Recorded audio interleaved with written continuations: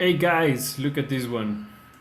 This is called identifying the center and radius to graph a circle given its equation in general form.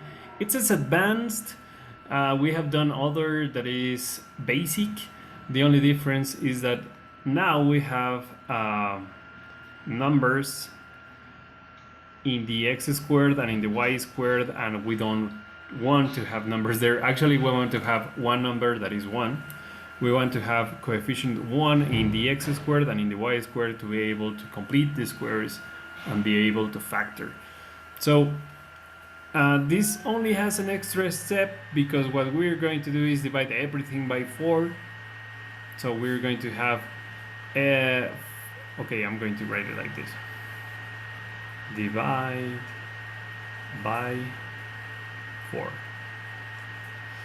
Everything by 4. So it is going to be 4 divided by 4 is x squared. 32 divided by 4 is, how much is that? 8.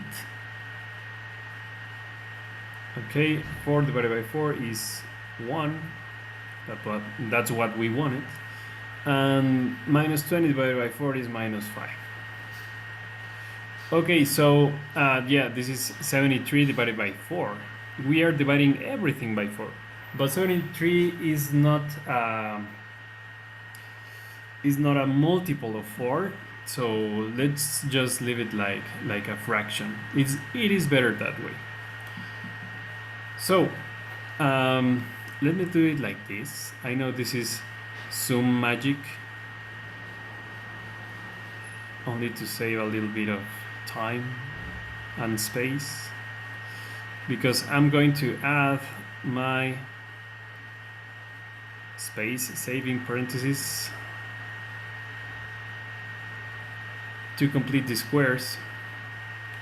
And what I'm going to do is divide 8 by 2, that is 4, and 4 squared is 16 in both sides of the equation, don't forget. Now minus 5 divided by 2, well, I don't recommend you to do the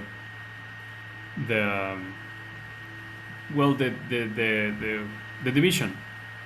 That is just minus 5 divided by 2 squared, and that is going to be the number that is above squared, that is 25, divided by the number that is below, that is 4. So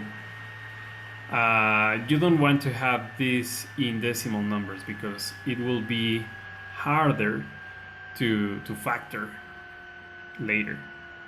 So this number is 25 divided by 4.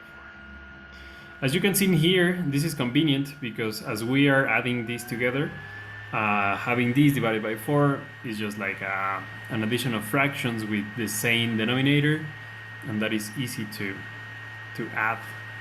Now this one, I'm going to factor the x squared plus 8x plus 16. Remember that the sign is given by the term in the middle, and the other number is given by the square root of the number that is alone. In this case is 16, so the square root is 4, and that's how you factor this. Now we have the expressions with the y. The sign is given by the term in the middle, and the square root of 25 divided by 4, that's easy because we just did that. We are going like in the opposite way. The square root of 25 is 5, the square root of 4 is 2. So you can see that we got the same thing we had at the beginning. That is squared. Now I want to put this in terms of, well, with denominator 4. So 16 times 4 is 64. So I'm adding, I'm going to have an expression with 4 in the denominator. Now 73 divided by, no, 73 minus 64.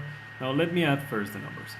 It is 64 plus 25, that is 89, and 89 minus 73, that is 16, right? And this is supposed to be r squared.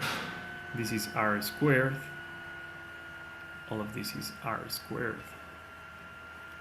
So if I solve this little equation for r, it will be 4 divided by 2. Well, let me give a step back because I just noticed something. 16 but divided by 4, we can simplify this. 16 divided by 4 is 4, right? This is a lot easier. Now, if r squared is 4, then r has to be 2, right? That is the radius. And the center is going to be, this is h is minus 4, and k is 5 divided by 2. So minus 4 and 5 divided by 2. Now let's graph this radius to, no, center, first the center. Minus 4, comma, 5 divided by 2, that is 2.5. So minus 4, comma 2.5. In that case, it is useful to have the decimal number. Radius 2, it is 1, 2. Yeah, this is it. Let me press check. Awesome.